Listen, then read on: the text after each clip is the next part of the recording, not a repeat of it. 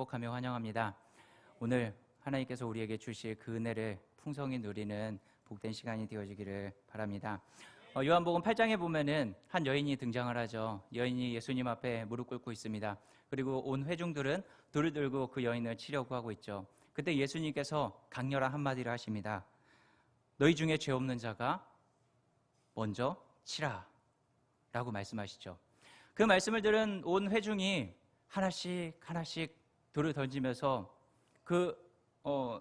방금이라도 칠 것 같은, 금방이라도 칠 것 같은 그 마음들이 수그러드는 그때에 누군가 그 여인을 향해서 돌을 던졌습니다. 누구였을까요? 사오정입니다. 그래서 모든 사람들이 굉장히 황당하게 그 사오정을 쳐다봤습니다. 그러니 사오정이 하는 말이 무엇이었냐면 스데반 아니었어요? 네. 더워서 웃어보고자 한번 해봤습니다. 이런 얘기하면 고등부에서는 짬당합니다. 네, 죄송합니다. 우리가 웃자고 한 얘기지만은 순간순간 하나님의 말씀 가운데서 서 있는 우리의 모습들을 보면은 어쩌면 사오정과 같은 그런 모습을 보일 때가 참 많이 있습니다. 말씀이 우리에게 다가오지만은 그 말씀의 진리를 제대로 알지 못해서 내 마음과 내 뜻대로 해석해버리는 그런 일들이 발생되어지죠.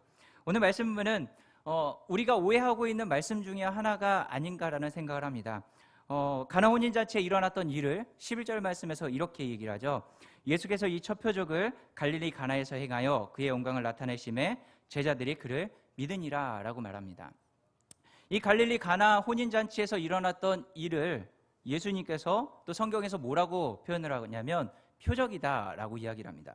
표적, 이 표적이라고 하는 단어는 무엇을 이야기하냐면 표지판을 이야기하는 겁니다. 우리 교회 앞에 보면은 성형교회를 가리키는 표지판이 있죠. 이 성형교회를 가리키는 표지판은 성형교회가 아닙니다. 그렇죠. 성형교회를 나타내고 있는, 성형교회가 저기 있습니다 라고 하는 것을 보여주는 하나의 표지석이죠. 그런데 사람들은 예수님께서 일으키신 그 기적들을 보면서 그 기적 자체에 나타나져 있는 외적인 그 모습들에만 치중을 하면서 그 안에 담겨있는 진리를 알지 못했던 것이죠. 예수님께서 이 갈릴리 가나에서 일으키셨던 그 표적은 예수님께서 어떠한 일을 행하실 것인지, 예수님께서 이 땅 가운데 왜 오셨는지에 대해서 보여주고 있는 한 사건이라는 것입니다. 오늘 본문을 통해서 우리가 함께 그 말씀을 함께 알아 나아가기 원하는데, 본문에 보면 예수님께서 가나 혼인잔치에 포도주가 떨어지자 물로 포도주를 만드는 그 기적을 보여주시죠. 1절 2절 말씀 보면은 사흘째 되던 날 갈릴리 가나에 혼례가 있어 예수의 어머니도 거기 계시고 예수와 그 제자들로 혼례의 청함을 받았더니 라고 이야기를 합니다. 갈릴리 가나에 혼인잔치가 있었는데 예수님과 어머니 마리아가 거기 있었고 예수님과 그 제자들로 함께 청함을 받았다라고 이야기를 합니다. 그러니까 예수님 모친도 있고 예수님도 청함을 받은 그 잔치 자리라면은 아마도 친척집이 아니었을까라고 추정을 하는데 그건 그다지 중요하지 않고요. 그런데 이렇게 축복이 넘치고 또 기쁨이 넘치는 그 혼례 잔치에 문제가 발생을 하죠. 우리 3절 말씀을 함께 볼까요? 3절입니다. 포도주가 떨어진지라 예수의 어머니가 예수에게 이르되 저들에게 포도주가 없다 하니. 아멘. 잔치집에 포도주가 떨어진 문제가 발생을 한 겁니다. 그러자 예수님의 모친이 예수님을 찾아와서 포도주가 없음을 말하게 되는 사건이죠. 이스라엘 사회에서 있어서 혼인잔치는 아주 특별한 기쁨의 잔치를 의미하고 있습니다. 그래서 이 잔치를 하루 이틀 만에 끝내는 것이 아니라 일주일 동안 벌이면서 굉장히 큰 잔치를 벌이는 것이죠. 그렇기 때문에 이 잔치에서 가장 중요한 포도주가 빠졌다라고 하는 것은 안고 없는 찐빵과 마찬가지인 것이죠. 중요한 물품이 하나 빠져버린 겁니다.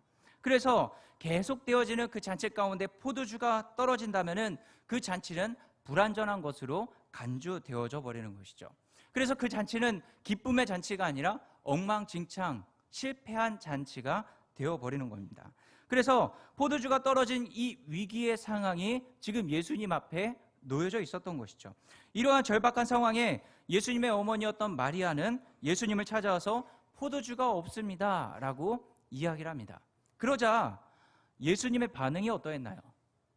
우리 4절 말씀을 좀 한번 볼까요? 4절 말씀 함께 보겠습니다. 예수께서 이르시되 여자여 나와 무슨 상관이 있나이까 내 때가 아직 이르지 아니하였나이다. 아멘. 이런 예수님의 그 모친이었던 마리아의 그 요구에 예수님께서 우리가 듣기에도 조금 모호한 대답을 하시죠. 아들로서 할 만한 얘기는 아닌 것과 같은 얘기를 합니다. 여자여 나와 무슨 상관이 있나이까 라고 이야기를 합니다. 이 위기의 상황을 말하고 있는 그 어머니에게 이렇게 대답을 했던 것이죠. 여자여 나와 무슨 상관은 있나이까. 사실 이 이야기를 듣는다면은 포도주가 떨어진 이 상황이 나와 무슨 상관이 있습니까? 라고 하면서 뭔가 마음에 들지 않는 듯한 그런 뉘앙스로 들려질 것처럼 보이지만은, 그러나 나중에 예수님께서 포도주를 채워주는 모습을 보면은 지금 이 떨어진 상황하고 나하고 무슨 상관이 있습니까? 라고 해석을 해서는 안 될 것 같습니다. 포도주가 떨어진 상황이 예수님과 상관없다라고 하는 것으로 이해하기보다는 예수님께서 포도주가 떨어진 이 위기 상황을 말하고 있는 이 어머니 마리아와 나와 지금 무슨 상관이 있습니까? 라고 이야기하고 있는 것이죠. 왜 예수님은 마리아에게 이런 말씀을 하고 있는 것일까요? 이것은 예수님께서 단순히 마리아와 모친 관계를 끊기 위해서 이야기하는 것이 아닙니다. 다만 혈육 관계에서 예수님을 바라보지 말라는 것이죠. 혈육의 관계에서 보여지는 예수님은 마리아의 입장에서는 단지 아들일 수밖에 없습니다. 하나님의 뜻을 이루기 위해서 이 땅에 오신 하나님의 아들로 보여지는 것이 아니라 어떠한 신비한 힘을 가지고 있는 내 아들 정도로만 보여지는 것이죠. 그러나 마가복음 3장 35절 말씀에 누구든지 하나님의 뜻을 행하는 자가 내 형제요 자매요 어머니이니라 라고 말씀하고 있는 것처럼 예수님은 이 땅에서 혈육의 관계를 맺기 위해서 오신 분이 아니라는 것이죠. 혈육의 관계로서 사람을 대하는 분이 아니라는 것입니다. 예수님께서는 하늘의 관계로 사람들과의 관계를 맺길 원하셨던 것이죠. 예수님은 자신과의 관계는 하나님의 뜻 안에서 이루어졌음을 말씀하고 계시는 것입니다. 예수님이 세상에 오신 것은 육신의 관계를 맺기 위해서가 아니죠. 예수님과의 혈육적인 관계를 갖는다 할지라도 구원과는 아무 의미가 없다라는 것입니다. 육신으로 예수님의 모친이라 할지라도 그가 구원을 얻는 것이 아니죠. 누구든지 예수님을 주 그리스도로 믿어야지만 구원을 얻게 되어지는 것입니다. 그래서 예수님이 세상에 오셔서 고난 받으시고 피 흘리시고 나의 모든 죄가 그 피로 말미암아 용서함 입었다는 것을 아는 자가 곧 예수님과 관계한 자들이고 그것을 깨닫고 믿는 자가 신자라는 것이죠. 그런데 예수님의 어머니는 예수님을 지금 단지 아들로만 바라봅니다. 그렇기 때문에 예수님께서 여자여 나와 지금 무슨 상관이 있습니까? 라고 대답을 하고 있는 것이죠. 예수님을 단지 아들로만 안다면은 자기 백성을 사망의 권세로부터 구출하기 위해 오신 그리스도와는 지금 아무 관계가 없는 존재입니다 라고 이야기하고 있는 것이죠. 여러분, 예수님은 이 세상의 죄의 문제를 해결하기 위해 오신 분이십니다. 하나님이 예수님을 보내신 것은 포도주가 떨어진 그 상황을 해결하도록 하기 위해서 보내주신 것이 아니라는 것이죠. 세상이 붙들고 있는, 우리가 문제시하고 있는 그것들을 해결해 주기 위해서 오신 분이 아니라는 것입니다. 어둠의 권세에서 자기 백성을 구출하기 위해서 이 땅 가운데 오신 것이죠. 그렇기 때문에 예수님과의 관계는 오직 죄 문제 안에서만 이루어질 수 있는 것입니다. 자신의 죄를 알고 예수님의 그 피 흘리심에 대해서, 예수님의 그 피 흘림이 아니면은 우리는 해결함 받을 수 없는 존재구나라는 것을 깨닫고 그분을 바라볼 때 그분과 함께 깊은 관계 가운데 나아갈 수 있다는 것이죠. 그러나 만약 예수님의 어머니가 예수님을 그저 육신적 아들이라는 시각으로 바라보는 것처럼, 그리고 포도주가 떨어진 상황에서 그 상황을 해결해 줄 수 있는 그저 한 신비한 힘을 가지고 있는 자로만 바라본다면은 우리 역시 예수님에게 이러한 이야기를 들을 것입니다. 나와 무슨 상관이 있느냐라고 말이죠. 우리는 지금 예수님을 어떠한 시각으로 바라보고 있습니까? 우리에게 그리스도는 어떤 분이신가요? 그리스도에게 구하고 바라는 것은 무엇입니까? 우리가 예수님을 믿는 이유가 주님으로부터 인생의 축복의 포도주가 가득 넘쳐나기 위해서라면은 그분은 우리에게 똑같이 대답하실 것입니다. 내가 너와 무슨 상관이 있냐? 라고 말이죠. 그 사람은 하나님과 아무 상관이 없는 자입니다. 우리에게 있어서 예수님은 구세주죠. 세례 요한이 증거하고 있는 것처럼 세상 죄를 지신 하나님의 어린 양이십니다. 우리의 죄를 짊어지신 그 어린 양, 예수님 때문에 우리의 죄가 다 도말되어지고 구원받게 되어진 것이죠. 그 예수님은 우리의 소원을 들어주기 위해서 이 땅 가운데 오신 분이 아닙니다. 주님은 십자가로 우리의 죄를 도말하셨고, 그럼에도 불구하고 우리가 여전히 우리 안에 남아있는 죄의 오염과 부패성을 우리 신앙생활을 통해서 씻어내기 위해서 지금도 역사하고 계시는 것이죠. 그런데 우리는 지금 하나같이 이 포도주를 채워달라고, 우리 인생의 포도주를 채워달라고 아우성치고 있지 않습니까? 그렇게 아우성치고 있는 그들에게 예수님께서 이렇게 얘기를 하십니다. 내 때가 아직 이르지 않았다라고 대답을 하시죠. 아직 내 때가 이르지 않았습니다 라고 대답하시는 그 예수님의 내 때는 어느 때일까요? 요한복음에 여러 번 내 때에 대해서 이야기를 하십니다. 내 때.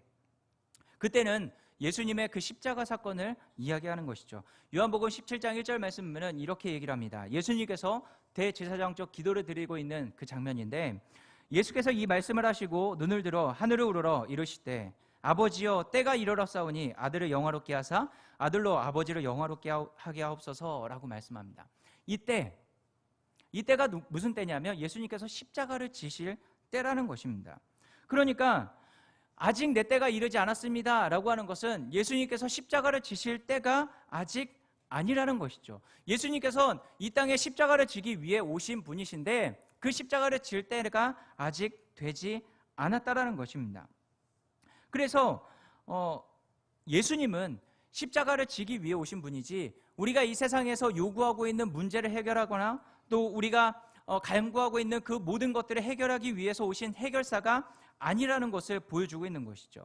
어린 양이신 하나님의 아들의 영광은 십자가 상황에서 분명히 등장을 한다라는 것이죠. 그때가 바로 내 때다라고 말씀하고 있는 것이죠. 예수님의 어머니는 포도주가 떨어진 상황에서 예수님이 일하실 때라고 바라보고 예수님께 요구하고 있습니다. 예수님의 능력이 발휘될 때가 지금 이때라고 요구하고 있는 것이죠. 그러나 그것은 마리아가 생각하고 있는 때이지 하나님께서 또 예수님께서 생각하고 있는 때는 아니라는 것이죠. 우리 역시 예수님이 일하실 때를 우리 스스로 정하고 있지 않습니까? 내가 위기에 처했을 때, 또 어려운 상황이 되었을 때, 이때는 예수님께서 나타나셔서 지금 내 문제들 해결해 주셔야 되지 않겠습니까? 라고 하면서 내가 스스로 하나님께서 일하실 때를 정하고 있지는 않나요? 그러나 그때가 예수님의 때가 아닙니다. 예수님의 때는 십자가의 때인 것이죠. 우리가 그 하나님의 때를 우리 스스로 판단하고 정할 수 있는 것이 아니라는 것이죠. 그런데 예수님의 때가 십자가의 때다라고 말씀하시면서 예수님께서 어떻게 행동을 하시죠? 그런데 그들이 가지고 있는 그 문제를 해결해 주십니다. 포도주를 채워주시죠. 그들의 그 문제를 해결해 주십니다. 분명 예수님은 포도주가 없는 상황이나 해결해 주기 위해 오신 분이 아니다라고 밝히 말씀해 주고 있는데, 십자가가 하나님의 뜻이고 하나님의 때라고 말씀하셨는데 왜 이 포도주 없는 상황을 해결해 주셨을까요? 우리는 어떻게 이 말씀을 이해해야 될까요? 만약 이것을 이렇게 해석을 한다면, 예수님께서 우리 죄를 구원하기 위해서 오셨을 뿐만 아니라 우리가 가지고 있는 문제도 또한 이렇게 해결해 주기 위해 오신 분이야 라고 이해를 한다면 자기 중심적인 성경을 보는 방법일 것입니다. 그러면 포도주를 만드신 일을 어떻게 우리가 해석을 해야 될까요? 우리 6절 말씀을 한번 볼까요? 6절 말씀 함께 보겠습니다. 거기에 유대인의 정결 예식을 따라 두세 통 드는 돌 항아리 6이 놓였는지라. 아멘. 거기에 무엇이 있다 그러죠? 6개의 돌 항아리가 있었다라고 이야기를 합니다. 그런데 이 돌 항아리가 어디에 쓰인다고요? 정결 예식에 쓰인대요. 정결 예식에. 정결 예식이라고 하는 것은 정결하게 깨끗하게 닦는 예식을 이야기를 합니다. 유대인들은 밖에 나갔다 들어오면은 식사하기 전에 반드시 손과 발, 또 몸을 닦는 정결 예식을 취하게 됩니다. 이것은 율법도 아니었고 그저 장로들이 만들어 놓은 유전이었죠. 그런데 오늘 본문에 보면은 재밌는 것이 이렇게 정결 예식을 항상 치러야 하기 위해서 마련해 놓은 돌 항아리가 어떠한 상태로 있었나요? 비어 있었다라고 이야기를 합니다. 장로들의 유전을 그렇게 소중하게 생각을 하고 그렇게 중요하게 생각했던 그들이었다면은 그 돌 항아리에는 반드시 물이 가득 차 있었어야 됐던 것이죠. 그런데 그 항아리가 모두 비어 있었습니다. 그 돌 항아리들은 예수 그리스도로 결론되어지지 않는 그들의 열정과 그들의 힘과 그들의 능력을 가지고 하나님의 이름을 부르면서 형식적인 종교 생활을 하고 있는 유대인들을 보여주고 있는 것이죠. 마치 물도 채워져 있지 않은 그 정결 예식 항아리는 복음과 상관없이 열광적인 종교 행위로 자신의 열의를 쏟고 있는 종교인들의 모습을 보여주고 있는 것이죠. 나의 포도주를 채워주십시오. 나의 문제를 해결해 주십시오. 내가 주님을 섬기는 것은 나를 위해서 섬기는 것입니다 라고 이야기를 하면서 섬기고 있는 그 종교인들의 모습을 보여주고 있는 것입니다. 주님은 그 항아리에 물을 채우십니다. 그리고 그 물들이 모두 포도주가 되어버리는 것이죠. 성경에서 포도주라고 하는 것은 기쁨과 잔치와 희락을 상징합니다. 시편 104편 15절 말씀 보면 이렇게 얘기를 합니다. 사람의 마음을 기쁘게 하는 포도주와 사람의 얼굴을 윤탁하게 하는 기름과 사람의 마음을 힘있게 하는 양식을 주셨도다 라고 말합니다. 라피들의 어록을 보면은 포도주가 없는 기쁨도 없다라고 이야기를 합니다. 그 정도로 포도주라고 하는 것은 기쁨을 상징하고 있는 것이죠. 그 정도로 유대인들에게 있어서 포도주는 기쁨을 상징하는 것이지만은 본문에 지금 형식적인 유대교는 참 기쁨을 상실한 잔치집을 형상화해서 보여주고 있는 것이죠. 그 잔치집이 참 기쁨의 회복의 잔치집으로 지금 예수님을 통해서 변화되어진 것입니다. 예수님의 그 보혈이 뿌려지니까 그 예수님의 그 십자가의 그 은혜로 채워지게 되니까 이제 진짜 참된 기쁨이 그 가운데 넘쳐나게 되어졌다라는 것을 표적으로 보여주고 계시는 것이죠. 하나님의 참 안식과 새 창조의 역사와 어린 양의 혼인잔치가 오직 예수님의 보혈을 통해서 이루어진다라고 하는 것을 오늘 본문을 통해서 우리에게 보여주는 것이죠. 예수님은 그 십자가를 통해서 우리에게 하나님의 영광을 보여주고 계십니다.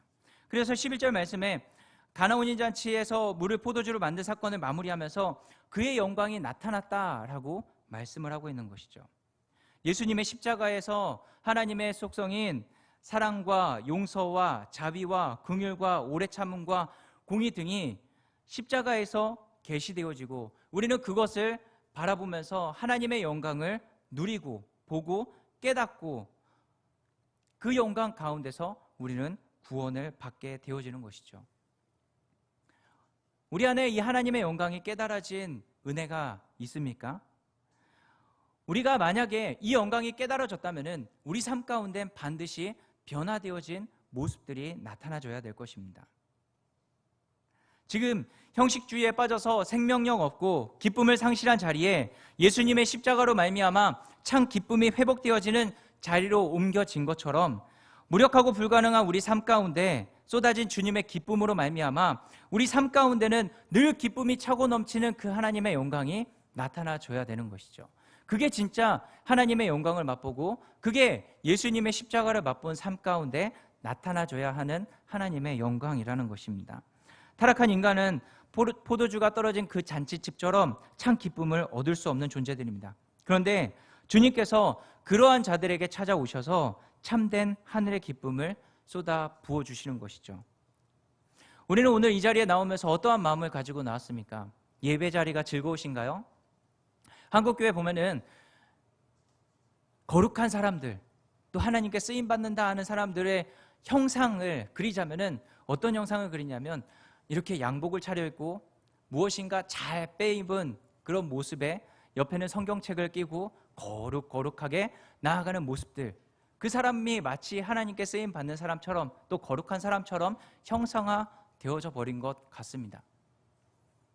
그런데 진짜 우리가 예배 가운데서 그러한 모습으로만 나아가야 될까요?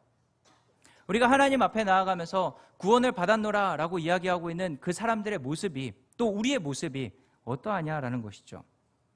우리가 예배당에 나오는 것, 또 예배 자리로 나오는 것, 또 우리의 삶에서 누리는 모든 것들은 다 하나님 아버지 앞에서 행하는 일들입니다. 자식이 아버지 앞에 나아갈 때 늘 엄숙하고 경건하고 무엇인가 격식을 차리면서 나아간다면 그 아버지가 어떻게 할까요? 물론 경공망동하라는 이야기는 아닙니다. 그런데 우리가 진짜 참된 자유함을 누리고 있는 기쁨을 아버지 앞에서 누리고 있느냐라는 것이죠. 우리는 진동치 못할 하나님 나라를 이미 소유하고 있는 자들입니다. 그것을 선물로 받은 자들이죠. 우리는 구원을 선물로 받았고 십자가의 은혜를 깨닫는 선물을 받았습니다. 예수님이라고 하는 큰 선물을 받았죠. 여러분, 지금 나가면서 제가 선물 하나씩 드리겠습니다 라고 한다면 지금부터 기대하시겠죠? 네, 선물을 준비하지 못했습니다. 그런데 그 선물 하나 받으면 마음이 어떤가요? 너무나도 기쁘죠. 기쁩니다. 그 기쁨이 어디까지 가냐면 다른 사람에게까지 미쳐져요. 내 기쁨이 그날 하루만큼은 내 남편이 용서되어지고 내 자식이 용서되어지고 내 아내가 용서되어지죠. 그런데 우리가 받은 그 기쁨은 그것보다 더 큰, 세상이 형용하지 못할 그 기쁨을 우리에게 주셨다라는 것입니다. 우리가 진짜 그 기쁨을 누리고 있습니까? 그런데 제가 말하고 있는 이 기쁨은 하나님께서 우리의 문제를 해결해 주셨기 때문에 주어지는 그 기쁨을 말하는 것이 아닙니다. 빌립보서 4장 4절에서 7절 말씀을 우리 같이 한번 읽어볼까요? 함께 보겠습니다. 주 안에서 항상 기뻐하라. 내가 다시 말하노니 기뻐하라.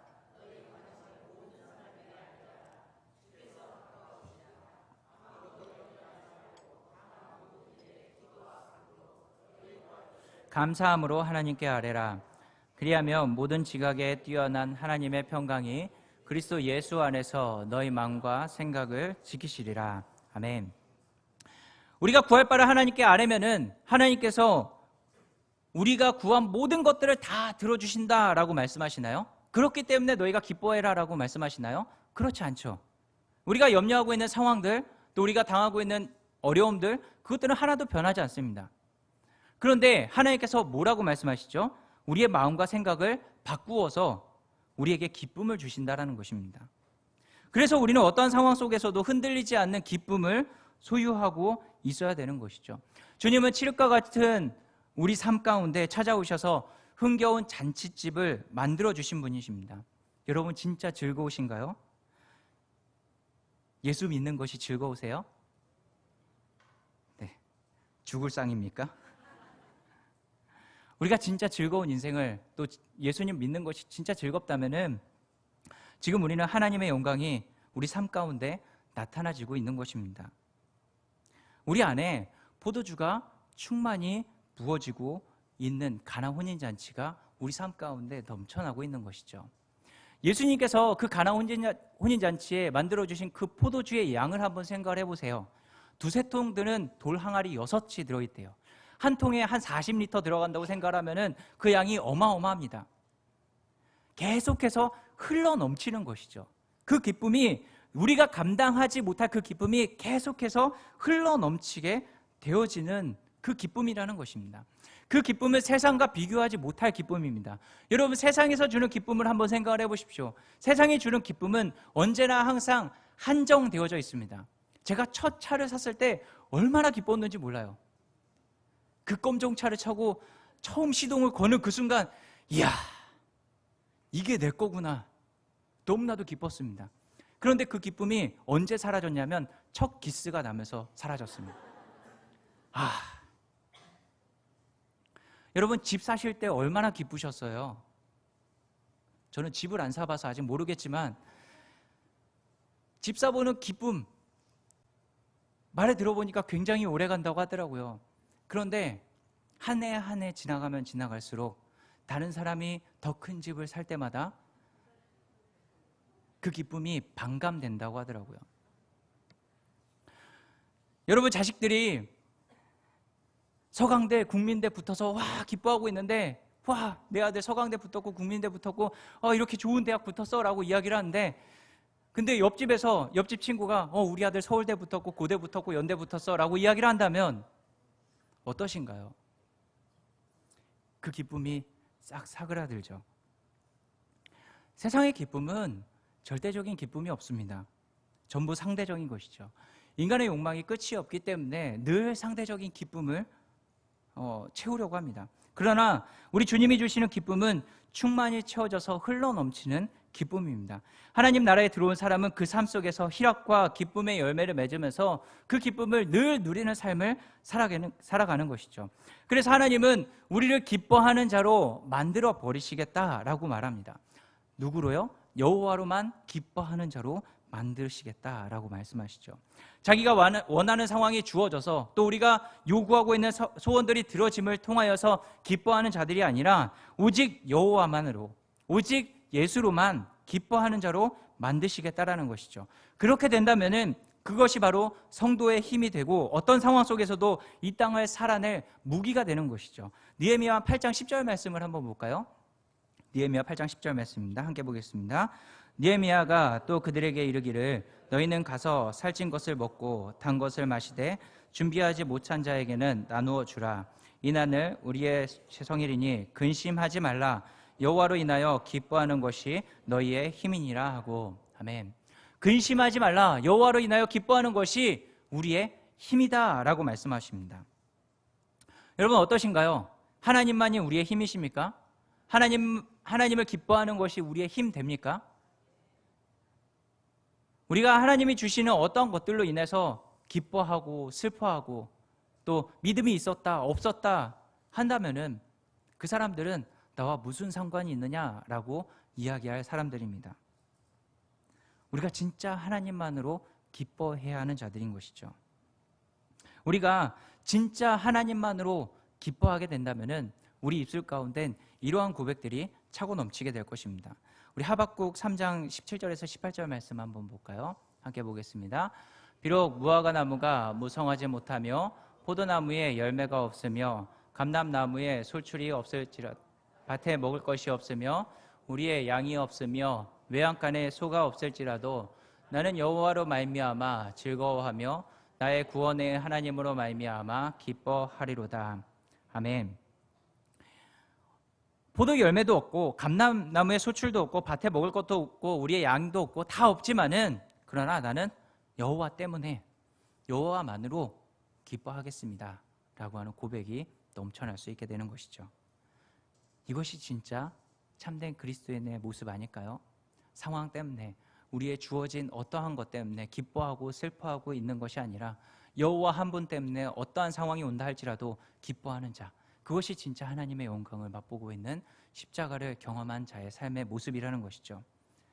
우리는 어떻게 해야 이런 하나님의 영광을 우리 삶 가운데 드러낼 수 있을까요? 우리 삶의 주어를 바꾸면 됩니다. 3절에 보면은 마리아의 말을 보면은 이렇게 이야기를 합니다. 3절에 보면은 포도주가 떨어진지라 예수의 어머니가 예수에게 이르되 저들에게 포도주가 없다 하니 라고 말합니다. 마리아는 지금 그의 주어가 무엇으로 가득 채워져 있냐면 문제로 가득 채워져 있어요. 포도주.